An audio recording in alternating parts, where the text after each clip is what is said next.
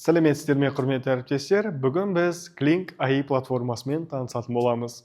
Егер бізге суретімізден видео жасау қажет болса, бұл платформа сіздерге таптырмас көмекші. Платформамызды ашып аламыз. Келесі кезекте бізде Video Generation батырмасын басуымыз қажет. Алдыларыңызда дәл осындай терезе ашылатын болады. Осы жерде біз өзіміздің суретімізді қоюымыз қажет. Суретімізді жүктеп алғаннан кейін, төменгі жағында біз өзіміздің промптымызды жазуымыз керек. Интернетте танымал болып жатқан вязаный мир атты трендімізді қайталап көрейік. Қазір біз өз промптымызды енгіземіз.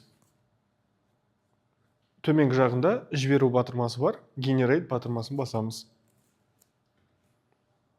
Бұл платформа бізге күніне 3 генерация мүмкіндігін береді.